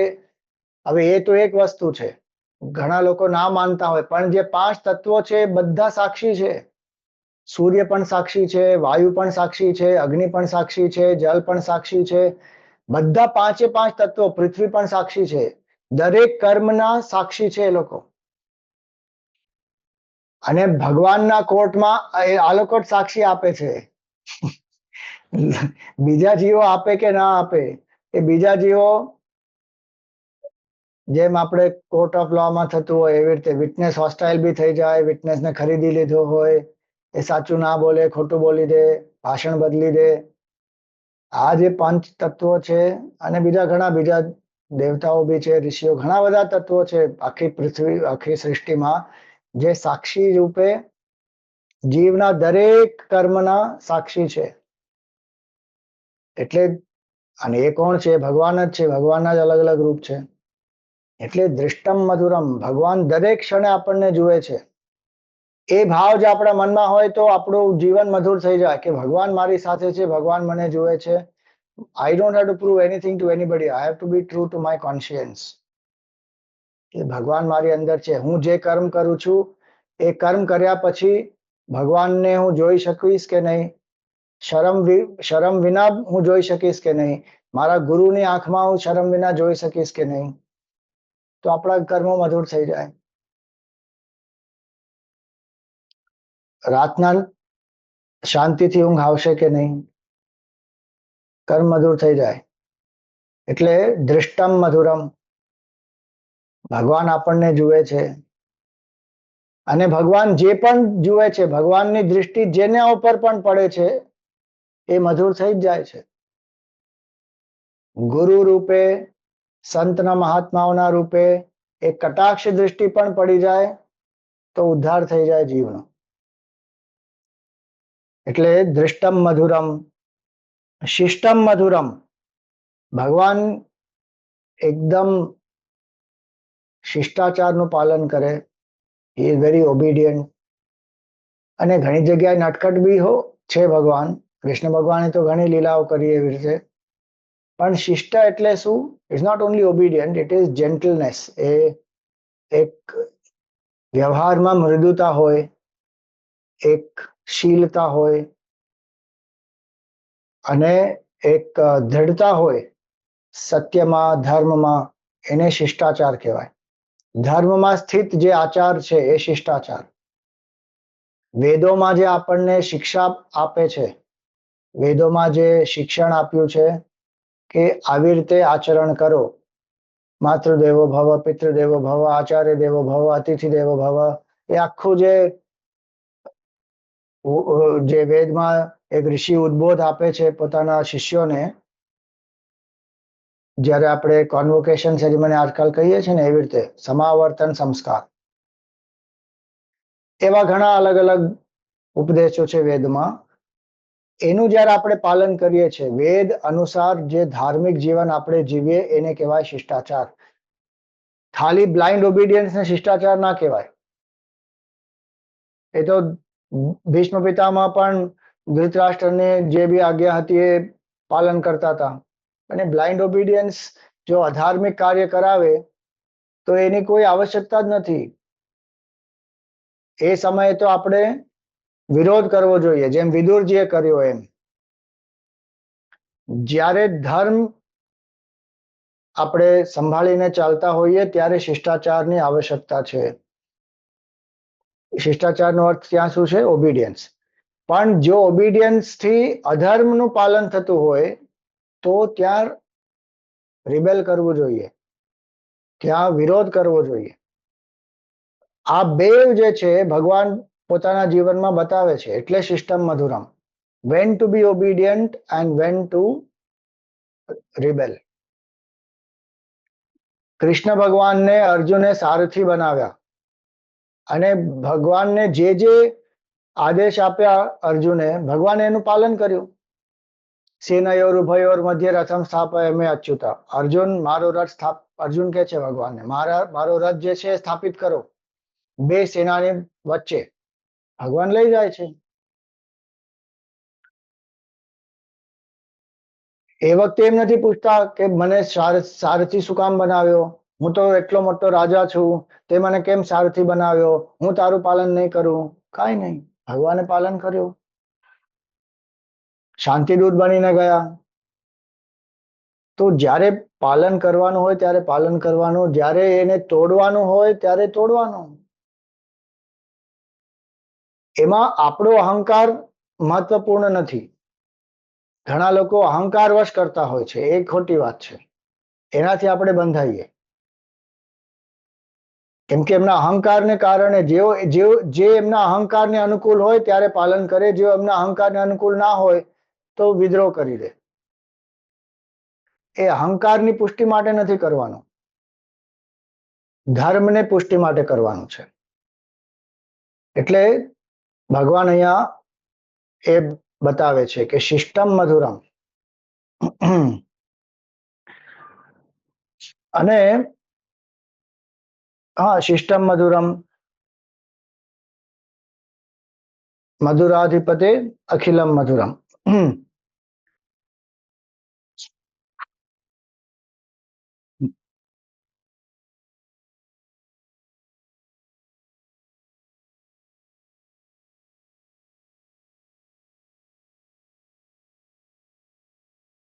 ભગવાન જે છે એ સૃષ્ટિના રચયિતા છે, પણ ભગવાન પણ નિયમોનું ઘણું પાલન કરે છે.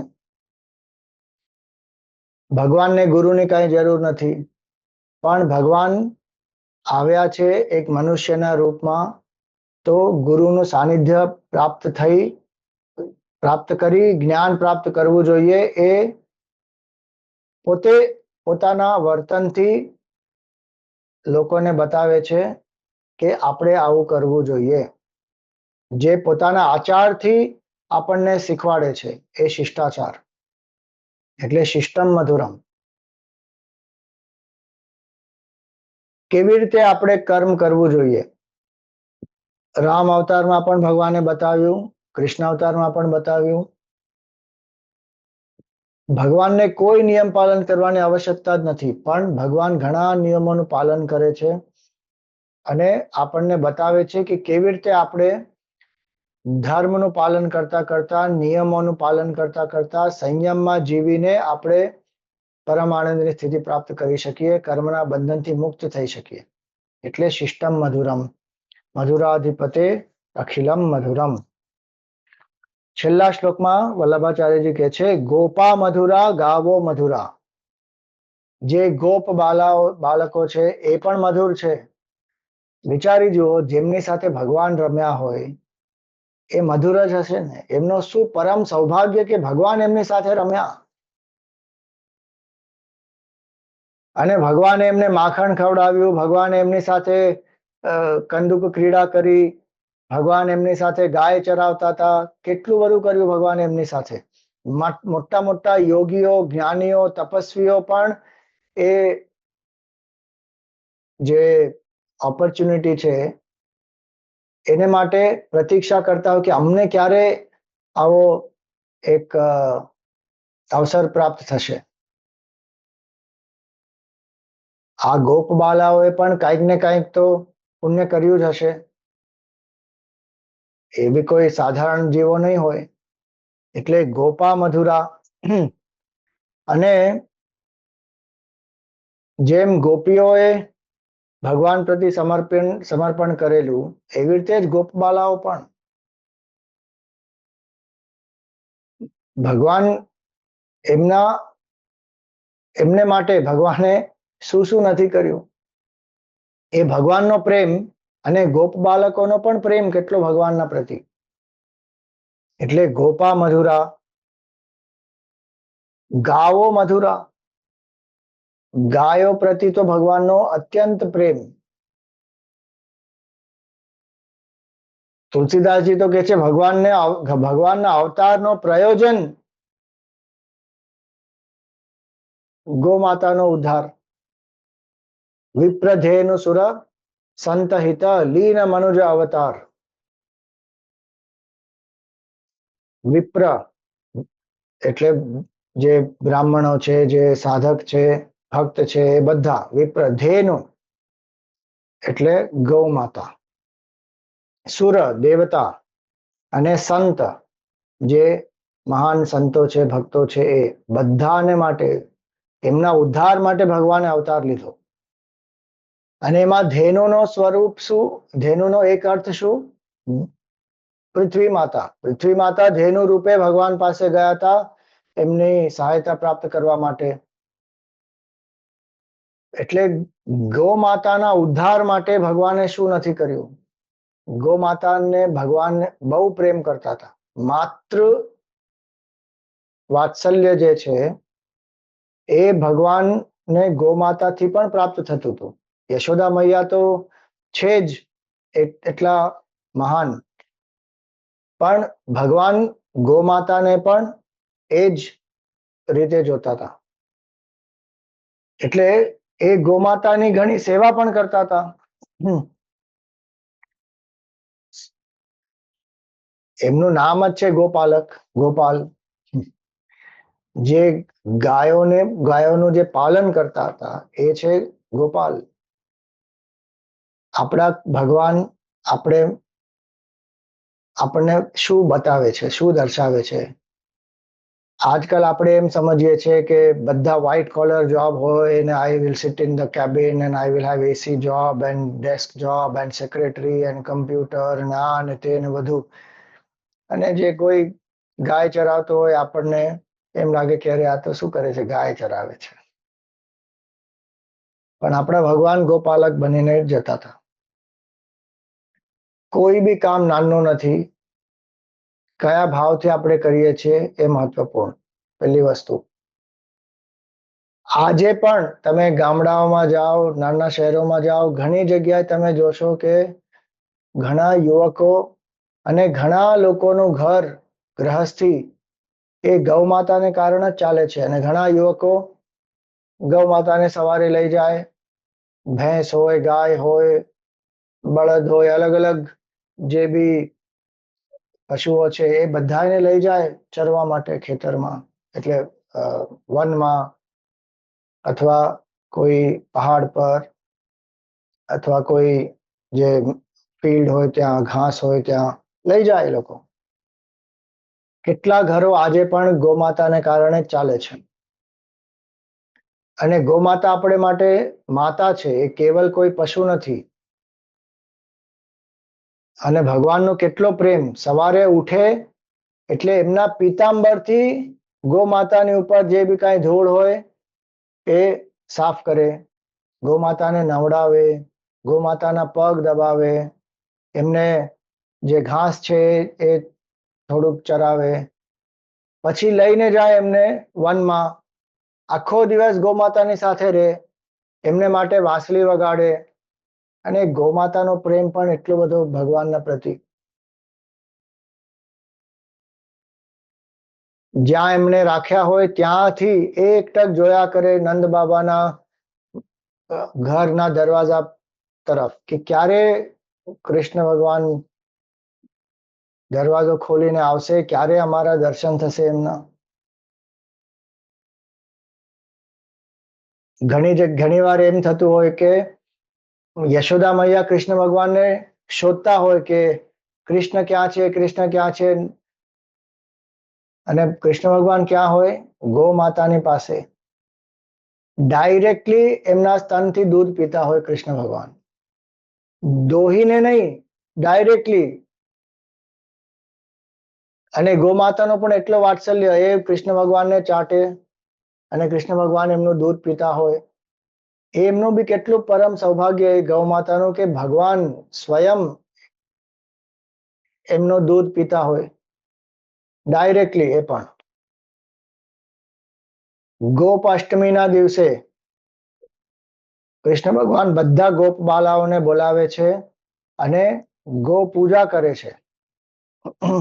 એટલે રસખાન તો એમ કે છે કે જો મારે જન્મ ફરીથી લેવો હોય તો હું ગાય બનીને આવીશ. જો પશુ હોઉં તો કહા બસુ, મેરો ચરવ નિત નંદ કી ધેનુ મજારન. કે નંદ બાબાના ઘરમાં હું ધેનુના રૂપે મારો જન્મ થાય. મને જન્મ લેવામાં વાંધો નથી, પણ મારે જન્મ લેવો હોય તો ભગવાનની સાથે કાંઈક ને કાંઈક મારો સંબંધ હોવો જોઈએ. કદંબ વૃક્ષ બની જાઉં, કે યમુનાનું પાણી બની જાઉં, કે યમુનાના તટ પર એક નાનો કોઈ જીવ બની જાઉં, પથ્થર બની જાઉં જેના ઉપર ભગવાન બેસે, અથવા અહીંયા નંદ બાબાના ઘરની ગાય બની જાઉં કે ભગવાન મારું દૂધ પીએ આવીને. એટલે ગોપાષ્ટમીના દિવસે ભગવાન બધાને બોલાવે છે, ગોપબાલાઓને, અને બધી ગાયોની પૂજા કરે છે ભગવાન. કેમ કે ગાયની પૂજા કરવાનું એટલે બધા દેવતાઓની પૂજા કરવાનું. બધા દેવતાઓનો વાસ છે ગોમાતામાં. એટલે આપણે માટે cow is not an ordinary animal. આપણે માટે ભારતમાં સ્પેશિયલી આપણે એમ માનીએ છીએ કે જેટલી ગાયો છે, જે ભારતીય ગાયો છે, એ કામધેનુના જ વંશજ છે. કામધેનુ, નંદિની, સુરભી એમના વંશજ છે. એટલે ગાવો મધુરા. એનો અર્થ એ પણ થયો કે સાત્વિકતા જે છે જીવનમાં, એ સૌથી મધુર હોવી જોઈએ. આપણા જીવનમાં સાત્વિકતા જ મધુરતા લાવશે. ગાય સાત્વિકતાનું પ્રતીક છે, ગાય વાત્સલ્યનું પ્રતીક છે, ગાય પૂર્ણ સમર્પણનું પ્રતીક છે. પોતાનું સર્વસ્વ ગાય બધાને માટે આપી દે છે. દૂધ, દહીં, માખણ, છાશ જે પણ બને છે એ ગૌ માતાના દૂધથી બને છે. જે ગૌ માતાનું જે કાવડંગ છે, ગોબર છે, એનાથી તો ઘણી બધી વસ્તુઓ. પહેલાના જમાનામાં તો ખાવાનું પણ બનતું હતું. એ જે કંડી હોય એને આગ લગાવીને જ ખાવાનું બનતું હતું. પછી ગૌમૂત્ર પણ ઘણી ચિકિત્સાઓમાં એનો ઉપયોગ થાય છે. ગૌ માતાનું જે મૃત્યુ પામ્યા પછી એમની જે ચર્મ છે એનાથી બી ઘણી વસ્તુઓ બને છે. આખું જીવન એમનું સમર્પણ જ છે ગૌ માતાનું. એટલે એ સમર્પણનું પ્રતીક છે. ગુરુદેવ અમારા કહેતા હતા, taking minimum from the world, giving maximum to the world. એનો સુંદર પ્રતીક છે ગૌ માતા. એટલે ગોપા મધુરા, ગાવો મધુરા, યષ્ટિર મધુરા. યષ્ટિ એટલે ભગવાન પાસે એક લાકડી છે, છડી છે. એ છડીથી ભગવાન શું કરે છે? જ્યારે ગાયોને લઈ જાય છે તો ગાયોને એક સાથે રાખવા માટે એ છડીનો પ્રયોગ કરે છે, એમને ગાઈડ કરવા માટે, મારવા માટે નહીં. ધીરે ધીરે ગાઈડ કરે, એક સાથે રહે, નહીં તો ક્યાંક છૂટા પડી જાય. અને એકલી ગાય હોય તો બહુ એની ઉપર આક્રમણ થવાના ચાન્સીસ ઘણા વધી જાય. સાથે સાથે હોય તો બચી જાય. એટલે યષ્ટિ એનો એક અર્થ થયો. એટલે ગીતા ધ્યાન શ્લોકમાં શું કહે છે મધુસૂદન સરસ્વતીજી? તોત્ર વેત્રૈક પાણયે પ્રપન્ન પારિજાતાય તોત્ર વેત્રૈક પાણયે. એક હાથમાં ભગવાનને, એક હાથમાં શું છે? એક છડી છે. અને બીજા હાથથી શું કરે છે ભગવાન? જ્ઞાન મુદ્રાય કૃષ્ણાય. એક હાથથી ગાયોને લઈ જાય છે વનમાં ચરવા માટે. ગાયોનો બીજો અર્થ શું છે? આપણી ઇન્દ્રિયો. ગો એટલે આપણી ઇન્દ્રિયો. અને જ્યારે આપણે ઉઠીએ છીએ સવારે, ત્યારે આપણે બહિર્મુખ થઈએ છીએ. એ કેવી રીતે થઈએ છીએ? આપણી અંદર કૃષ્ણ છે, ચેતના છે, એને લીધે ઇન્દ્રિયોમાં એક ક્ષમતા છે કે વિષયોનો અનુભવ કરી શકે. એટલે કૃષ્ણ ભગવાન સવારે ગાયોને લઈ જાય અને સાંજના પાછા ઘરે લઈ આવે બધી ગાયોને. એનો અર્થ શું? સવારથી સાંજ સુધી આપણે જે પણ કર્મ કરીએ છીએ ભગવાનને કારણે જ કરીએ છીએ. અને પાછા ભગવાન જ આપણને લઈ આવે છે.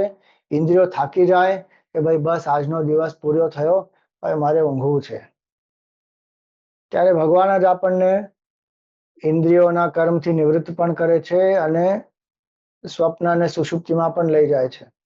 ફરીથી નેક્સ્ટ ડે આપણે ઉઠીએ છીએ અને ફરીથી આપણે જઈએ છીએ. એ ક્રિયા કોણ કરે છે? એ ભગવાન જ કરે છે. એટલે ગાવો મધુરા. ભગવાન ગોપાલક છે. ભગવાન જો ગોપાલક ના હોત તો આપણી ઇન્દ્રિયો જે છે એ કાંઈ કરી જ ના શકે. એટલે ગાવો મધુરા એનો અર્થ એ. અને યષ્ટિર મધુરા એનો અર્થ શું થયો?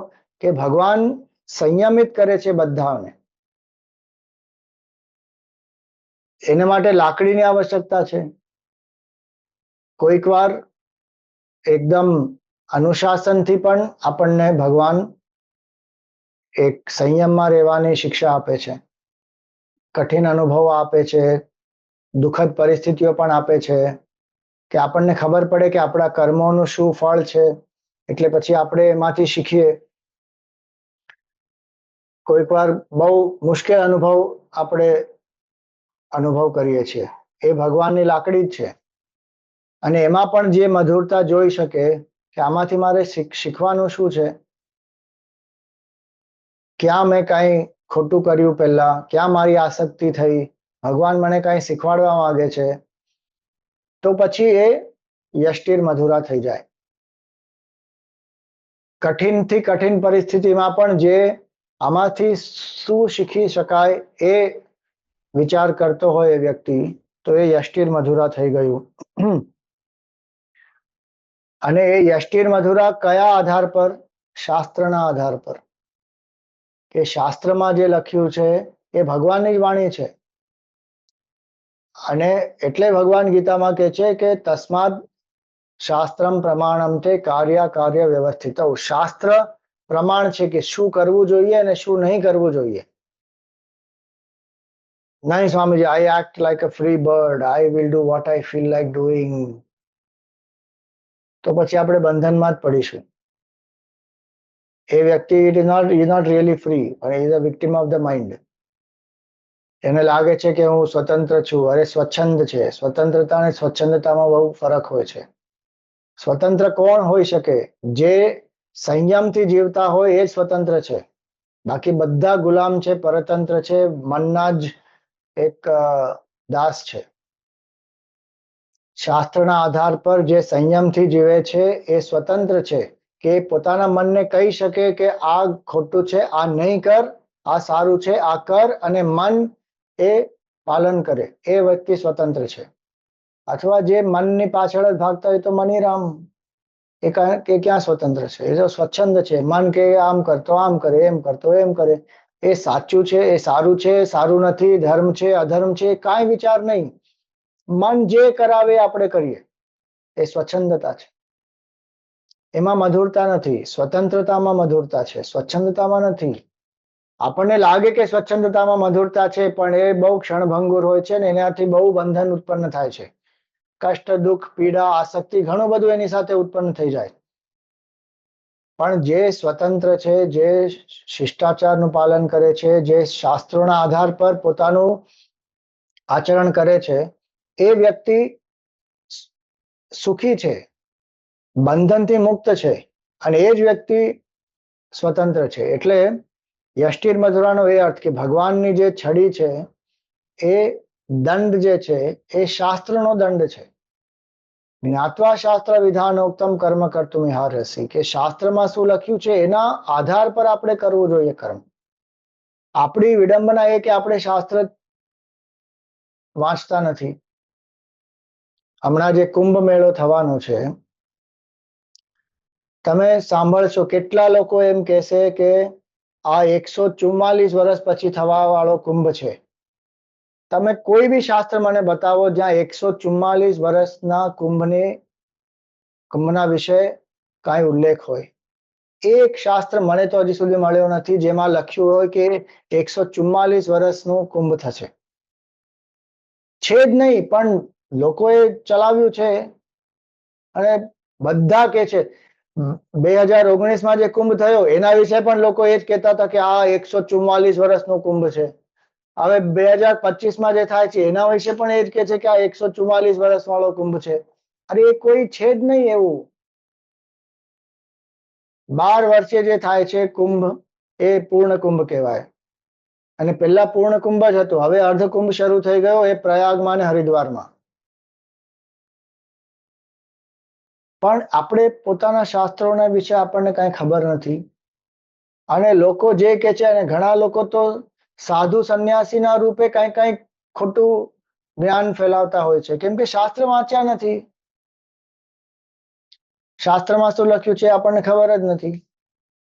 એટલે જ્ઞાત્વા શાસ્ત્ર વિધાનોક્તમ કર્મ કર્તુમ ઇહારસી, શાસ્ત્રનું જ્ઞાન પ્રાપ્ત કરીને એના અનુસાર આપણે જ્યારે વર્તન કરીએ તો યષ્ટિર મધુરા. સૃષ્ટિર મધુરા, આખી સૃષ્ટિ તો મધુર છે જ, ભગવાનની જ અભિવ્યક્તિ છે, તો ભગવાન પોતે મધુર હોય તો આખી સૃષ્ટિ તો મધુર હોય. પણ આપણને એ અનુભવ નથી થતો. જ્યાં સુધી આપણામાં અહંકાર હોય ત્યાં સુધી આપણને સૃષ્ટિર મધુરાનો અનુભવ થાય જ નહીં. થોડા સમય માટે થઈ શકે, જ્યાર સુધી અહંકારને અનુકૂળ બધું થતું હોય ત્યાં સુધી સૃષ્ટિ મધુરા. સ્વામીજી વેકેશન છે, ડિસેમ્બર, ક્રિસમસ, આ તે, અમે જઈએ છીએ અહીંયા ત્યાં ફરવા માટે, ને વી હેડ સચ અ ગ્રેટ ટાઈમ, બહુ સરસ. અને એમાં થોડીક કંઈક વિઘ્ન બાધા આવી ગઈ, તમે ટ્રાવેલ ના કરી શક્યા, કંઈક થઈ ગયું, બસ પતી ગયું કામ. એટલું રિએક્શન પછી. ત્યારે પછી સૃષ્ટિ મધુરા નથી. સૃષ્ટિ મધુરા ક્યારે હોય? જ્યારે ભગવત ભાવ હોય ત્યારે. સર્વમ બ્રહ્મમયમ, સર્વમ કૃષ્ણમયમ. અને જે થાય છે એ ભગવાનની સૃષ્ટિ છે, ભગવાનની લીલા છે. એ ભાવથી જ્યારે આપણે જીવીએ ત્યારે સૃષ્ટિ મધુરા. અને એકચ્યુઅલી આપણે જોઈએ તો ભગવાનની સૃષ્ટિ જે છે, જગત જે છે, એ ઈશ્વરની સૃષ્ટિ છે. એ મધુર જ છે. એમાં જે દુઃખ છે એ આપણે ઉત્પન્ન કરેલું દુઃખ છે, સ્વાર્થને કારણે.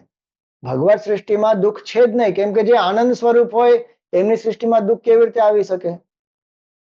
અને જે પોતે સૃષ્ટિના રૂપે પ્રતીત થાય છે આપણને, એ જ સૃષ્ટિના રૂપે પ્રકટ થયા છે, તો એમાં દુઃખ ક્યાં છે?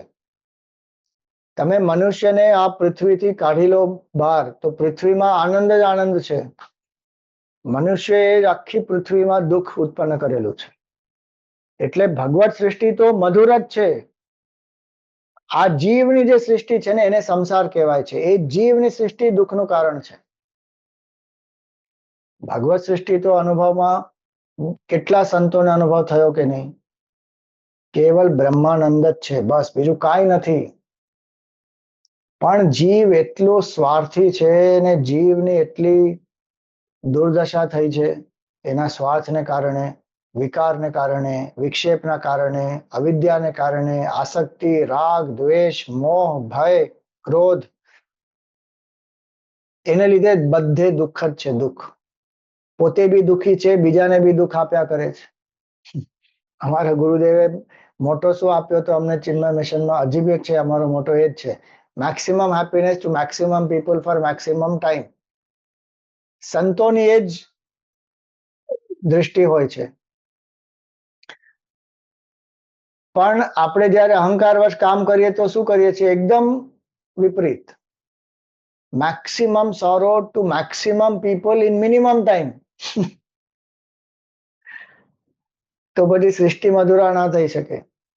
સૃષ્ટિ મધુરા એટલે જે ઈશ્વરની સૃષ્ટિ છે એમાં હું કેવી રીતે મારો સહયોગ કરી શકું સારા કાર્ય માટે. અને ભગવાનની જ આ સૃષ્ટિ છે, ભગવત સૃષ્ટિ છે, તો એમાં without spoiling it, how can I give a contribution, એ આપણે વિચારવું જોઈએ. એટલે સૃષ્ટિ મધુરા. જે વ્યક્તિ સંસારથી પાર થઈ જાય છે એ જગતમાં કેવલ આનંદ જ અનુભવ કરે છે. એટલે આપણે સંસાર પાર કરવાનો છે. જે આપણે પોતે સર્જેલો સંસાર જે છે અહીંયા, ભગવાનની સૃષ્ટિમાં તો કઈ દુઃખ નથી, પણ આપણા સંસારને લીધે આપણે ભગવાનની સૃષ્ટિને દોષ આપીએ છીએ, ભગવાનને પણ દોષ આપીએ છીએ. પોતે રેસ્પોન્સિબિલિટી લેતા નથી કે આ મારે કારણે છે, મારે પોતાની આસક્તિનો ત્યાગ કરવો જોઈએ. એટલે સૃષ્ટિ મધુરા, ભગવાનની સૃષ્ટિ મધુર જ છે. અને કેટલી બધી વસ્તુઓ તમે જુઓ સૃષ્ટિમાં જે આનંદ પ્રાપ્ત થાય છે. નાના છોકરાને તમે જુઓ, કેટલી નાની નાની વસ્તુઓમાં જોઈ જોઈને એને એટલો આનંદ આવતો હોય. એક પક્ષીને જોઈને નાના બાળકને કેટલો આનંદ થઈ જાય, એક નાનું ગલુડિયું જોઈને એનો આનંદ થઈ જાય, તારા જોઈને આનંદ થઈ જાય, વરસાદ જોઈને આનંદ થઈ જાય. નાની નાની વસ્તુમાં એને આનંદ છે. કેમ? કેમ કે આનંદદાયક છે બધું સૃષ્ટિમાં. પણ જ્યારે સ્વાર્થ મનમાં આવે છે ત્યારે આ બધું દુઃખદાયી લાગે છે આપણને. અને આટલી સરસ સૃષ્ટિમાં આપણે બેસીને ડિપ્રેશનમાં જઈએ છીએ. કેટલા લોકો આજે ડિપ્રેશનમાં જાય છે? અરે કેટલી સુંદર સૃષ્ટિ છે, જુઓ તો ખરા, અનુભવ તો ખરા, આનંદ માણો એનો. પણ નહીં, આવું કેમ થયું, આવું નહીં થવું જોઈતું તું, ને એટલા ગૂંચવાયેલા છે મનની અંદર, તો દુઃખમાં જ છે.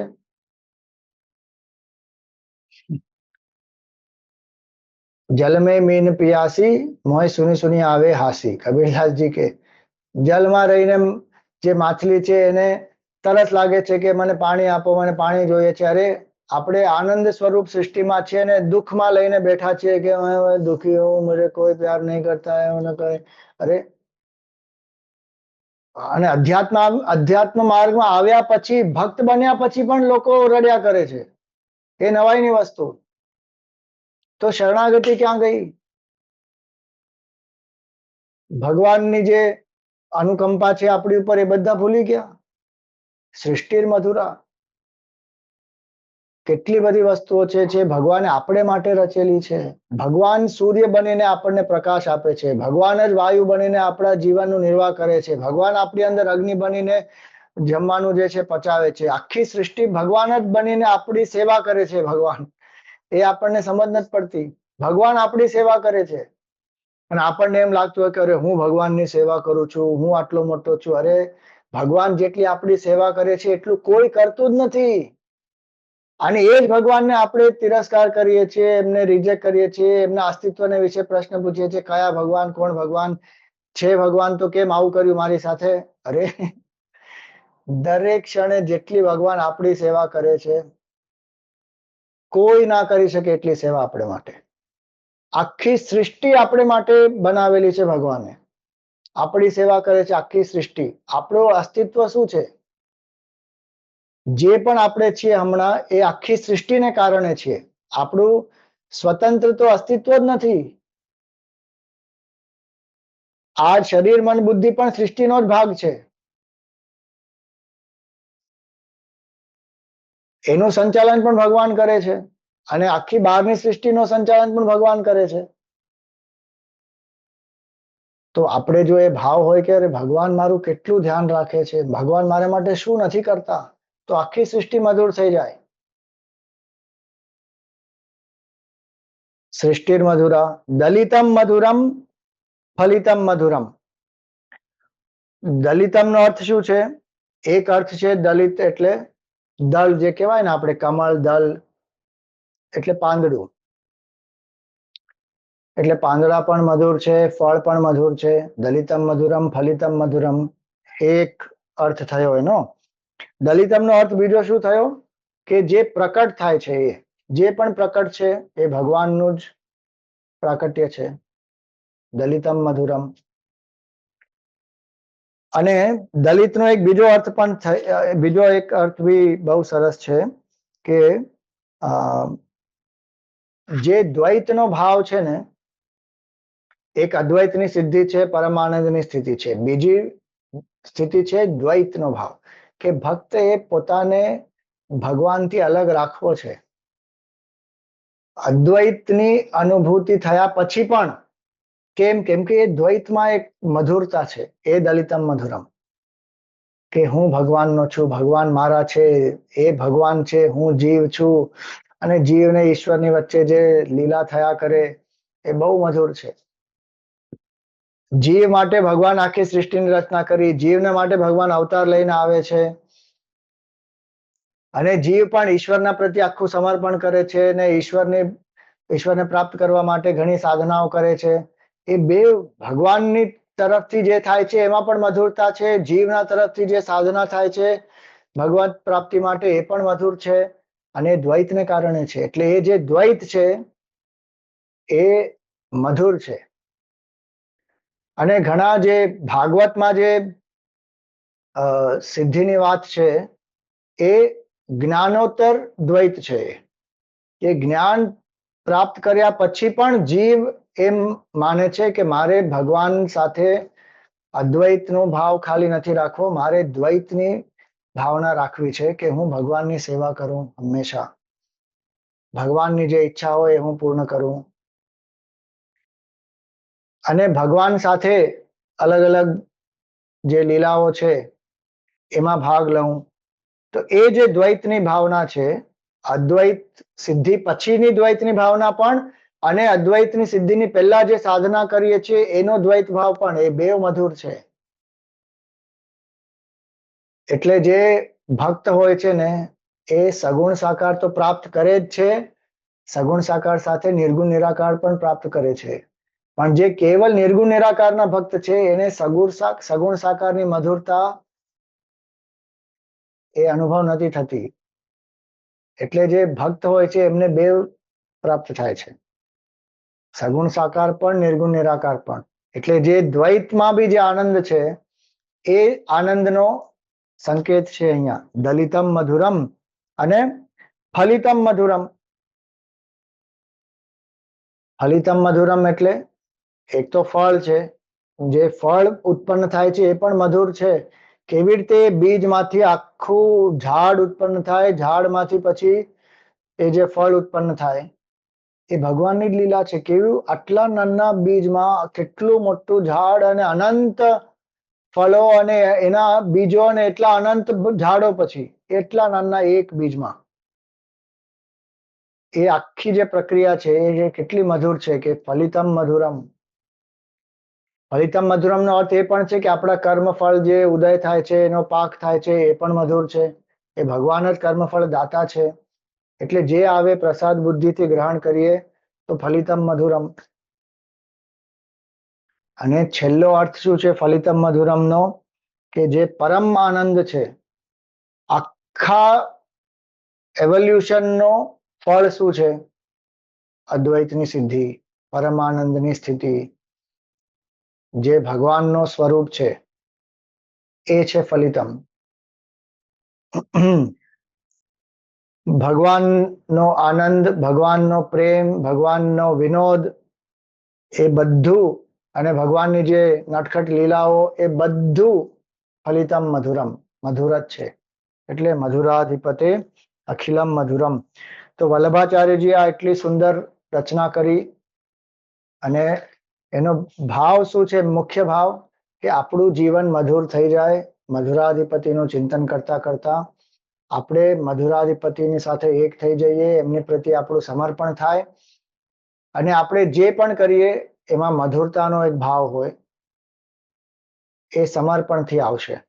એટલે જ્યારે જ્યારે આપણે મધુરાષ્ટકમનું ચિંતન કરીએ તો મધુરાધિપતિનું ચિંતન કરીએ, એમને વિશે જે કાંઈ પણ છે બધું મધુર જ છે, અને એ આપણા માટે જે કરશે એ પણ મધુર જ છે, અને આપણને જે પ્રાપ્ત થશે એમની કૃપાથી એ પણ મધુર જ છે.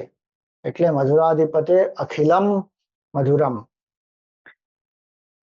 આપણે આટલા સત્સંગ જે થયા એ ભગવાનની કૃપાથી. મેં તો આટલો વિચાર બી નહોતો કર્યો કે આટલા દિવસ સત્સંગ થશે. અને જો ભગવાનની લીલા, મધુરાષ્ટકમમાં છે 8 શ્લોક. 8 છે ભગવાનનો પ્રિય નંબર. કૃષ્ણ ભગવાન જન્મ અષ્ટમી આપણે મનાવીએ છીએ. 8મો અવતાર છે ભગવાન. દેવકીના 8મા પુત્ર છે. એવી રીતે 8 નંબર ભગવાનને માટે અતિ પ્રિય છે, અને આપણો આજે 8મો ટોક થયો, અને મધુરાષ્ટકમ આજે સમાપ્ત થાય છે. મેં તો વિચારેલું 3 દિવસમાં આપણે કરીશું, પણ ભગવાનની કંઈક અલગ જ ઈચ્છા હતી, અને એ બધું મધુર જ થયું. જે થયું બહુ મધુર થયું. આપણે 6 દિવસ ઓફલાઈન ટોક કર્યા, 2 દિવસ ઓનલાઈન કર્યા, બધું મધુરતાથી થઈ ગયું. જે વોલેન્ટિયર્સ અને જેમને આ આયોજન માટે જે સહયોગ કર્યો છે એ બધાનો આભાર. ચિન્મય મિશન મુંબઈનો પણ આભાર.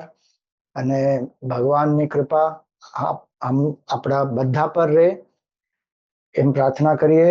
આપણું જીવન મધુર થાય, આપણા પરિવારનું જીવન મધુર થાય, અને આપણે ધર્મના માર્ગ પર ચાલીને મધુર પરમ આનંદને આપણે પ્રાપ્ત કરીએ. આ જે બી આપણે સત્સંગ કર્યો છે એ બધું ભગવાનના ચરણારવિંદમાં આપણે સમર્પિત કરીએ. કાયેન વાચા મનસેન્દ્રિયૈર્વા બુદ્ધ્યાત્મના વા પ્રકૃતે સ્વભાવાત કરોમિ યદ્યત સકલમ પરસ્મૈ નારાયણાયેતિ સમર્પયામિ. નારાયણાયેતિ સમર્પયામિ. ઓમ તત્સત બ્રહ્માર્પણમસ્તુ. આપણે પહેલા શ્લોકનો હજી એકવાર પાઠ કરીશું સાંકેતિક રૂપે, કે આ મધુરાષ્ટકમનું અધ્યયન આપણે કરતા રહીશું અને આપણું જીવન મધુર બનાવતા રહીશું. અધરમ મધુરમ વદનમ મધુરમ નયનમ મધુરમ હસિતમ મધુરમ હૃદયમ મધુરમ ગમનમ મધુરમ મધુરાધિપતેરખિલમ મધુરમ મધુરાધિપતેરખિલમ મધુરમ. बोलिए श्री कृष्णचंद्र भगवान की जय. श्री सद्गुरुनाथ महाराज की जय. ओम पूर्णमद पूर्णमिदं पूर्णात् पूर्णमुदच्यते पूर्णस्य पूर्णमादाय पूर्णमेवावशिष्यते. ओम शांति शांति शांति. हरि ओम. श्री गुरुभ्यो नमः. हरि ओम.